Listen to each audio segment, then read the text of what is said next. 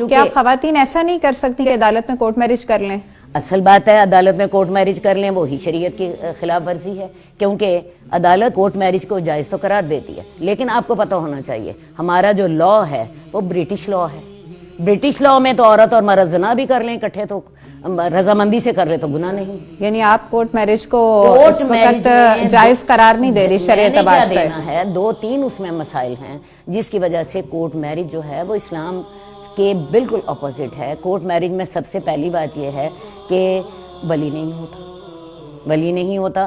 عورت کو اللہ تعالیٰ نے ولی کو کیوں پابند کیا ہے؟ ولی کون ہوتا ہے؟ پہلے میں سب کو یہ بتاؤں، ولی آپ کا یا باپ ہے یا آپ کا بھائی ہے، جو آپ کا قریب ترین رشتہ دار ہے، جو کہ آپ کی ذمہ داری اٹھا رہا ہے۔ عام طور پہ باپ ہی ہوتا ہے۔ باپ اگر نہ موجود نہ ہو تو بعض اوقات چچا، بعض اوقات بڑے بھائی۔ شریعت مرد کو ہی کیوں ولی مقرر کرتی ہے؟ اصل بات یہ ہے کچھ معاملات میں جیسا کہ میں نے آپ کو بتایا کہ عورت دماغی طور پر فیصلے مرد کے مضبوط زیادہ ہوتے ہیں، اور یہ ہم عورتوں کو جتنا اس بات کا پتہ ہے اتنا کسی اور کو پتہ نہیں ہے۔ ہم نے شادی کرنی ہو ہم رشتہ دکھائیں گے، ہم سارا کچھ کر لیں گے، فیصلہ کرنے کو ہم ذمہ داری لینے کو تیار نہیں ہوتے۔ کیا خیال ہے آپ ہو جاتی ہیں؟ آپ ہو جاتی ہیں کسی کے شادی کا فیصلہ کرنے کے لیے ذمہ دار؟ کوئی کاروبار نیا شروع کرنا ہے، میں کہتی ہوں گھر خریدنا ہونا، مرد ہمیں گھر دکھا دیتے ہیں، ہم اس کی ذمہ داری لینے کو تیار نہیں ہوتے۔ کوئی بھی کانٹریکٹ آپ نے کرنا ہو، کوئی نیا کام کرنا ہے، عورت اتنا اپنے آپ کو مضبوط نہیں سمجھتی نہ، کیونکہ جب آپ فیصلہ کر لیتے ہو تو آپ کو ذمہ داری بھی لینی پڑتی ہے۔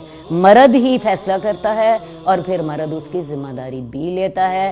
ویسے بھی میں خود، یعنی اگر شادی کی صورت میں کوئی ناکامی ہوتی ہے تو اس کو بھی پھر مرد فیس کرتا ہے؟ دیکھیں میں آپ کو بتاؤں، جب آپ نے اللہ تعالیٰ نے عورت کے ساتھ ایک مرد رکھا شادی میں اس کو بیک دینے کے لیے، کیونکہ شادی میں عورت جو ہے نسبتاً کمزور پہلو ہے اس کا، شادی میں مرد نسبتاً اس کا ہاتھ اونچا ہے اور عورت کا نسبتاً ہاتھ نیچا ہے، کیونکہ مرد جسمانی طور پر بھی مضبوط ہے، مرد مال بھی خرچ کر رہا ہے، مرد اس کو گھر بھی بنا کے دے رہا ہے، عورت مرد کے گھر میں آ رہی ہے، مرد کا ہاتھ اونچا ہے عورت کا نیچا ہے۔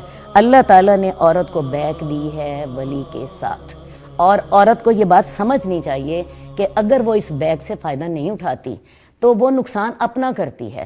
ولی اس کے لیے ایک سوشل انشورنس ہے۔ دیکھیں ولی اس کے لیے کیا کچھ کرتا ہے، میں آپ کو یہ پوائنٹس بتاتی ہوں۔ ولی سب سے پہلے اس کے لیے رشتہ ڈھونڈتا ہے۔ کیا خیال ہے ایک عورت اکیلی رشتہ ڈھونڈ سکتی ہے؟ اس کا دائرہ کار صرف اپنے گھر تک یا زیادہ سے زیادہ بات ہے اپنے یونیورسٹی اور کالج تک ہے، جبکہ اس کے باپ کا یا اس کے جو بھائی ہیں وہ زمانے میں چلتے پھرتے ہیں، ان کا دائرہ کار بہت کھلا ہے۔ دوسری بات، ولی چیک کرتا ہے یہ لڑکا میری بیٹی کے قابل ہے یا نہیں ہے۔ عورت اس قابل تو ہے ہی نہیں ہے۔ عورت تو اتنی بے وقوف ہوتی ہے، وہ اتنی سی بات پہ دھوکہ کھا جاتی ہے۔ مرد اسے کہتا ہے مجھے تم بڑی حسین لگتی ہو، مجھے تم سے محبت ہے۔ عورت تو اتنی بے وقوف ہے، صرف ان دو جملوں کے پیچھے اپنی عزت برباد کر بیٹھتی ہے۔ مرد اتنا بے وقوف نہیں ہوتا۔ تیسری بات، ولی جو ہے وہ اس کی شادی کے انتظامات کرتا ہے۔ آج ہمارے معاشرے میں شادیاں جتنا بڑا مسئلہ بن گئی ہوئی ہیں، مرد اس پر پیسہ بھی لگاتا ہے، مینج بھی کرتا ہے۔ عورت اکیلی یہ کام کر سکتی ہے؟ نہ مینج کر سکتی ہے نہ پیسہ لگا سکتی ہے۔ چوتھی بات، نکاح ہو جانے کے بعد، شادی ہونے کے بعد اصل ولی کا کام شروع ہوتا ہے۔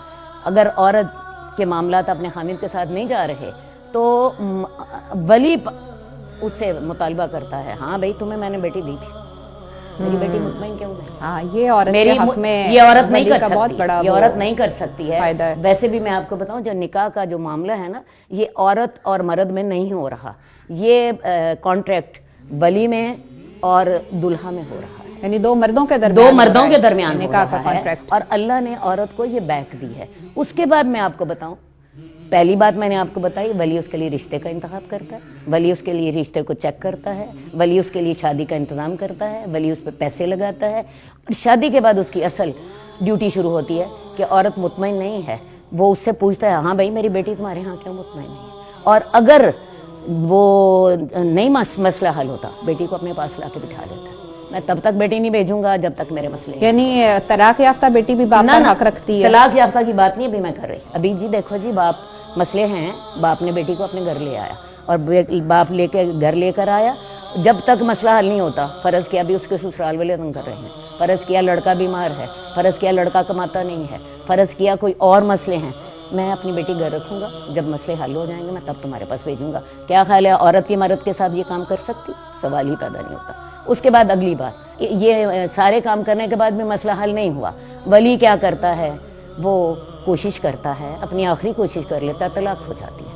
اب اس لڑکی کے لیے پناہ کون سا ہے؟ ماں باپ کی محبت بری گوت. وہ ماں باپ کے پاس آتی ہے, اپنے دکھ وہاں پہ سناتی ہے, اور پھر سب سے بڑی نیکی یہ ہے کہ ایک بیٹی ماں باپ کے پاس آئی اور ماں باپ نے اس کا گھر دوبارہ بسایا. حدیث میں آتا ہے یہ سب سے بڑی نیکی ہے کہ ایک عورت طلاق یافتہ ہو کے اپنے گھر میں آتی ہے تو ماں باپ اس کا دوبارہ شادی کرتے ہیں. ایک عورت جب یہ کام نہیں کرتی, کورٹ میرج کرتی ہے یا ولی کے بغیر شادی کرتی ہے, وہ اس ساری سوشل انشورنس سے اپنے آپ کو محروم کر لیتی ہے.